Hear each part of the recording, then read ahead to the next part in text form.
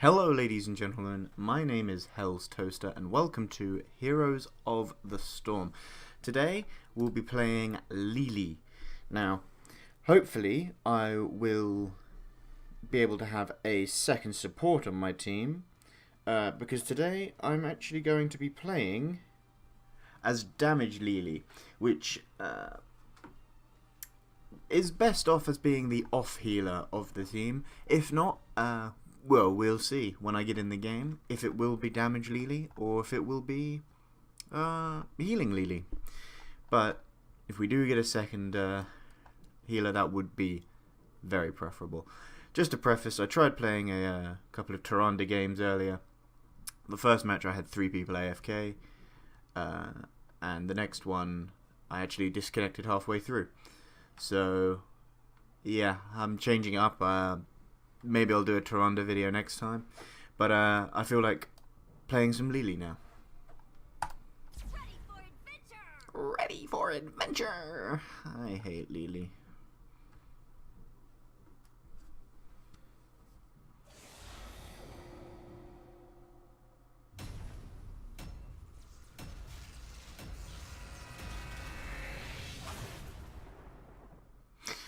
And we've rolled the dice and Lady Luck has given us the newest map to hit Heroes of the Storm, which is Hanamura. So, as there is we look at the team compositions here: Abathur, Lili, Probius, Nazeebo and Kalthas. We did not get a second healer, so I will be going the full normal heal Lili. The enemy team: Sergeant Hammer, Murky, Malfurion, Cassia and Nazeebo. That's 3 specialists. Which is very scary, especially the Sergeant Hammer. But we'll just have to see how it goes. I start off with Conjurer's Pursuit, as Lili can be very mana intensive, although I guess a lot of the time in this map you're not really staying in lane, so I may struggle with the globe collection here, but I'd still prefer it for the mana regeneration anyway. Now, we have Kalthas and Nazeebo up here in the top lane with me. Abathur and Probius down in the bot lane dealing with Sergeant Hammer. So far we've only seen Cassia and Murky up here. So just get out a nice little whirlwind there.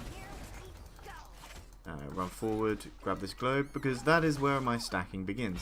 Now, what makes Lili so good at damage build is the fact that you don't have to aim her E. Her E is Blinding Wind.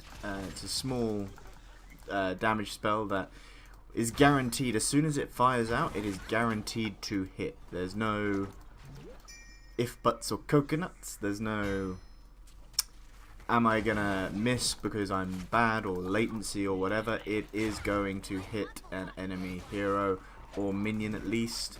It prioritizes heroes, so I would hope it would hit a hero. I have been in a few situations, especially on Infernal Shrines, where it has, when on the shrine itself, prioritized killing shrine minions rather than heroes themselves, which has, in the past, left me wanting when it comes to kills. But right now, I'm only on 3 stacks. In a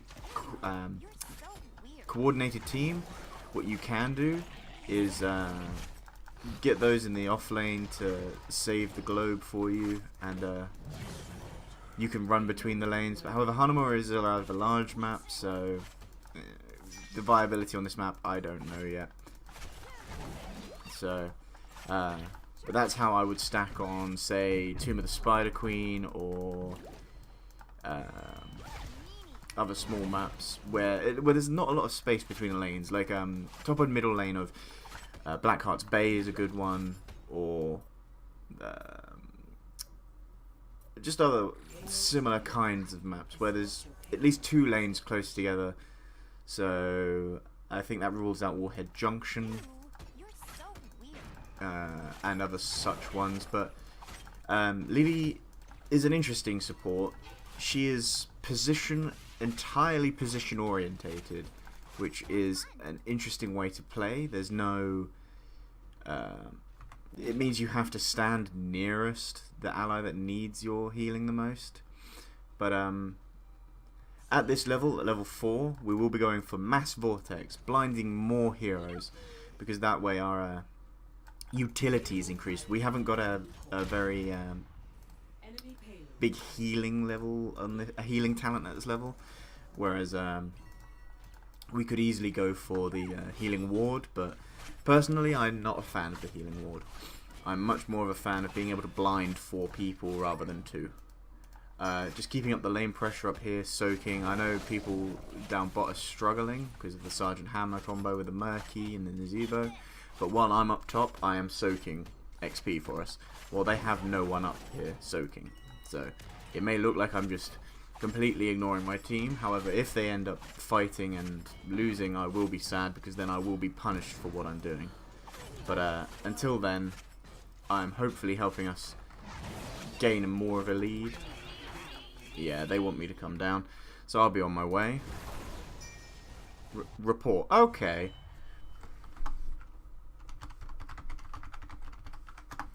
I'm just going to say soaking other lane, because that's legitimately what I was doing. But now I'm going to come down here and do what exactly? They've all backed off. There's nothing to do. They didn't get our bottom fort. Nothing happened. I didn't see anybody die. So, Probius seems to be like he's going to be a bit of a toxicity issue in this game. But, yeah, it is a fail to have the healer soak the other lane. But no one else was up there, so...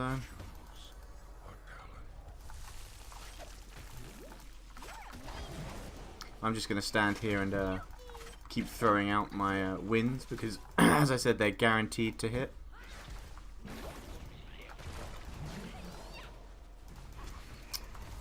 Trying to keep Kael'thas up here, because he is arguably our largest damage dealer here at the moment. But with a hammer so entrenched here on the enemy team, it's going to be hard for us to push this payload through.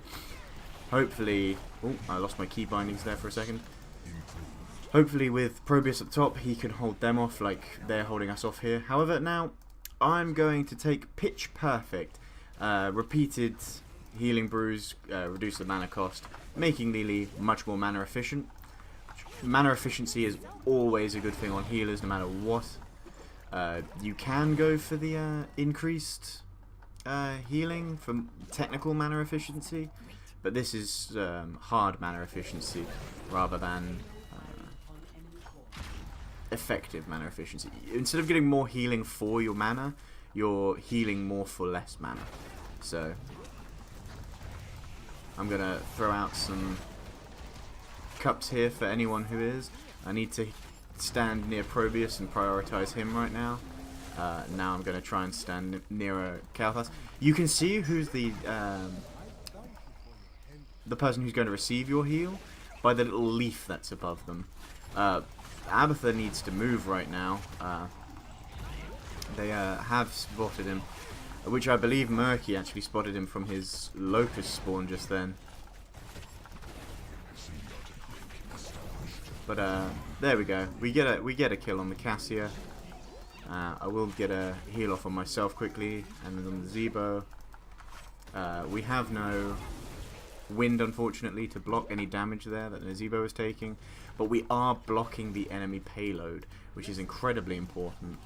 Yes, they will have 2 up at the same time next time, but we want to block the payload so they're not getting as much done. They're not scoring points against our core. We are currently up 6-5.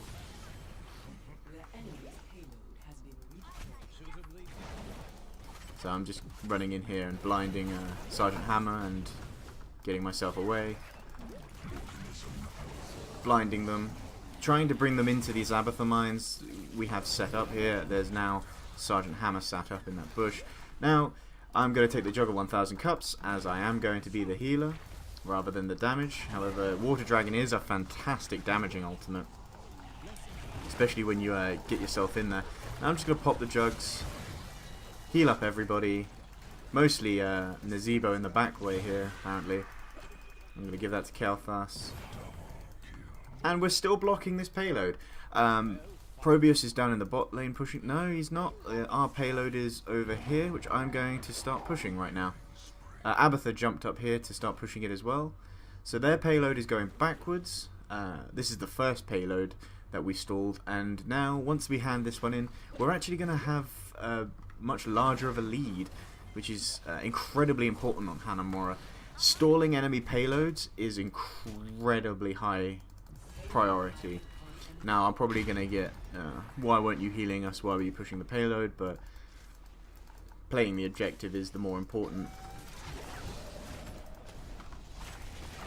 And we managed to shoot off Sergeant Hammer there. It's unfortunate, but Murky's going to just... Oh, that's bad. I'm going to try and keep him alive with blinds. And that was a nice triple kill. Entirely Kael'thas. His living bombs wrecked. I managed to keep him alive, but I'm not going to take any credit for that. That was all of him. Now Malfurion wants to fight me, but... Oh, Murky found our Abatha, who was body soaking in the lane, which is exactly what you're supposed to do as Abatha. Get yourself some extra soak in, and we're just going to kill off Murky and continue to block this payload, as that's the last thing we want them to do. And also, by sitting in lane and blocking this payload, what we are doing is allowing me to also gain regen orbs, which is an incredibly important... I'm just going to pop... Oh no, it was way too late. Also, Murky's egg must be up here somewhere, because he keeps coming down from up top. So I'm not a very fast typer, so I mean, I am dead. I am going to type it in really quick. Murky's egg must be top, as he keeps coming from the bushes. Now, they're probably going to get in this payload now and score these points that we've managed to keep ourselves ahead on. However, we are still blocking one payload down the bot lane, which I am heading towards now. At this level, I go elusive feet, fast feet, my passive, which is a movement speed after taking damage. After taking damage and gaining the effect of my passive, it grants me armor, so it's less... basically less damage continuously. Now Hammer is around here and she has been caught out, so I'm grabbing myself oh, I missed the regen globe, unfortunately. Actually, I'm just gonna throw that there to Kael'thas and just keep walking away from... I'm trying to throw a cup here to Probius, but I'm just gonna pop my ultimate, which has been silenced, unfortunately. Malfurion's ultimate does counter Lili's, which is a big problem. But you see this purple leaf above above my head? That is the who will be the recipient of my healing. And it's always the person with the lowest, I believe, percentage health, not lowest amount of health, which is a big thing to preface.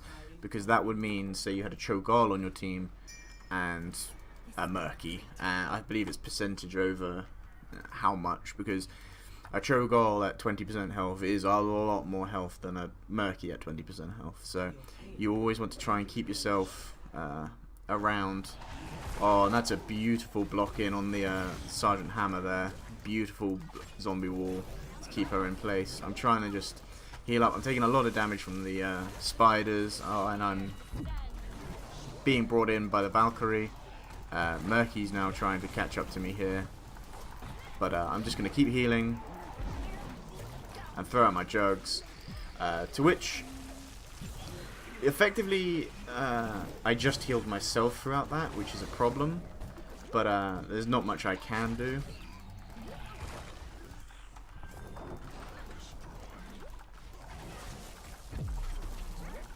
I can't do anything for Nazebo here. I could try, but there's just nothing that would happen. Keeping myself moving, keeping myself going, keeping myself in combat. Trying to just distract the enemy team, but they did get in their payload in the end. I'm going to just walk that way as I knew the roots were coming. But we have hit level 16 now. Keep myself healed up here. Blind them while they're under towers. Ooh, and the ultimate from Malfurion. 2 for 1 is an extremely good... 2 for 1 is an extremely good talent at this level. It heals 2 allies but increases the cooldown by 1.5. Or Shake It Off is another really good one, which I just picked because of the Malfurion roots, and I believe Murky took March. No, he took Octograb, so that's another one.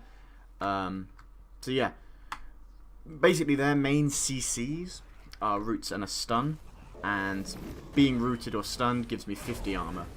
So if both of these go off at the same time, I will take like almost no damage at all. So now I'm heading towards top to try and help out my team. Zebo is kind of a bit stuck there. Probius is cornered himself up in the top lane, but that is GG. We didn't get to level 20, but you always at level 20 take Kung Fu Hustle. I'll show you through on the thing in a bit. But that was a really uneventful game, to be honest. Flamed at the start for simply soaking, as up until 10 you soak. That is the most important thing I could never ask. I'm going to upvote our Kalthas here, as he did amazingly well, especially with that triple kill he got in the top lane. No love for Probius, because even though he did a lot of structural damage, yes, I was the only healer, but no one else was coming top lane to swap out with me. No one asked me to swap down with them, and soak at that point is more important. Pre-10, soak is the top. Some map objectives obviously overtake that. But now let's look at the talent builds here. I took Conjurer's Pursuit at the start. I don't believe I maxed out the globes. However, the mana regeneration is so useful on Lili. Then I took Mass Vortex purely for the increase in blinds, because there was always 3 people around. If you noticed, Murky, Cassia, and Malfurion were always walking around the front line, Nazebo included. And if I only had 2 as well, it would have made hitting Sergeant Hammer a lot more difficult, because if Cassia and Malfurion were stood in front of me, in between me and Sergeant Hammer, she would not be blinded, and blinding Sergeant Hammer is an incredibly important objective for Lili to hit. Pitch Perfect, after casting Healing Brew, its cost is reduced by 10 mana for 6 seconds. This effect doesn't stack, it just means basically instead of however much it costs normally, it's just nice and cheaper. It's again stacking mana efficiency with Conjurer's Pursuit. And then we went for the Jug of 1000 Cups, which was counted a lot by Malfurion's Twilight Dream. He counted it twice, but as I said, I was going the support Lili, so I needed to go healer. I only really used it once for good effect, which was to save myself bot lane, but in the same breath, I believe it was Kalthas that died. So, as this was a rather uneventful game, the ultimate choice I don't think really would have mattered either way. We won purely because of our stalling of their payload incredibly well top and bot lane, which I will give props to Probius for doing. Now, let me just leave this and look at the talents properly. Level 13, the Elusive Feat is the one I went for, and it's the one I like to get at that level. But if you're going Damage Lili, I'll talk about Damage Lili actually in a second. Elusive Feat is so good just for making Lili really difficult to kill.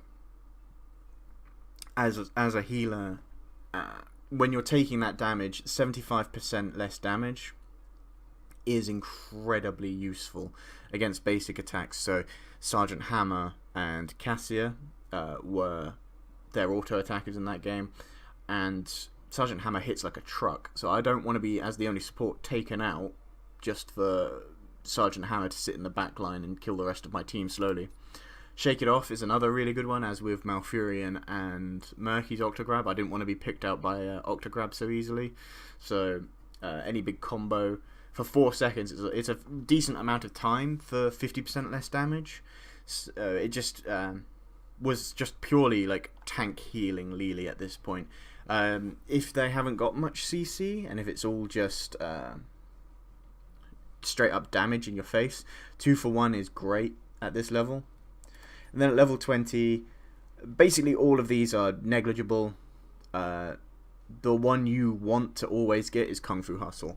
Kung Fu Hustle is all cooldowns, heroic ability included, 1.5 times faster. It is so important to always have your cooldowns as Lili. And with the setup from the early game of Conjurer's Pursuit and the Pitch Perfect less mana, it means you can just constantly throw out more and more healing, which is another reason why you don't take good stuff. Well, that is effectively more healing for your mana. This, combined with the level 20 Kung Fu Hustle, provides better usage of mana.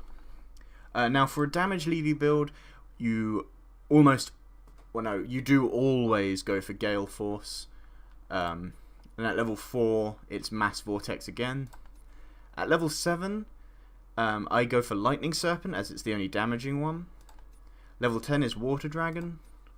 Level 13, Surging Winds is almost the one that everyone goes for, purely because it is just extraordinarily good.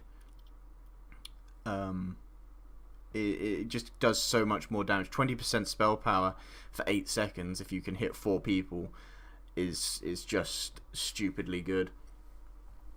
Hindering Winds can be good if you're playing damage Lili but you want to peel a little bit, so you've got a lot of squishies in the back line. But Surging Winds, say they have a lot of tanks or a lot of hard dive with Kerrigan and I don't know, Karazim, Alarak, those kind of people, you might decide to go Hindering Winds, but I believe in almost all situations Surging Wind is better. At this level, Shake It Off again is so good for Lili. It's just if they don't have any CC though, if they don't have any stuns or roots, I would probably either go for Serpent Sidekick or Safety Sprint, because moving faster whenever you're hit as Lili is always good. Repositioning more. Serpent Sidekick is just as it is. More damage output. And at level 20 again, always Kung Fu Hustle, as imagine being hit quite continuously and you just... Blinding Winds lasts for 8 seconds. It is cooldown of 8 seconds. Where is it? Surging Winds spell power gain lasts for 8 seconds. If you're hit with Kung Fu Hustle, your Surging Winds cooldown will still... The spell power will still be active, so you will be able to cast your Blinding Wind again for 20% additional spell power, which is, as the game progresses, it really adds up. It's a considerable amount of damage. A lot of the times you'll see a damage Lili actually hit the highest teamfight damage in the game, or even the highest hero damage in the game. But that's been my video on Lili. It started out wanting to be damage Lili, but turned into healer Lili. And, well, I'm just glad I had a good game. The other games were unrecordable. I mean, 3-man DC and a DC for myself. I don't know if there's something going on with the servers or if the game just hates me, but that's been my Lili video. Thank you very much for watching. Please leave a comment for any criticisms or constructive comments you may have. And, well, my name's been Hell's Toaster. This has been Heroes of the Storm with Lili, and I'll see you all next time.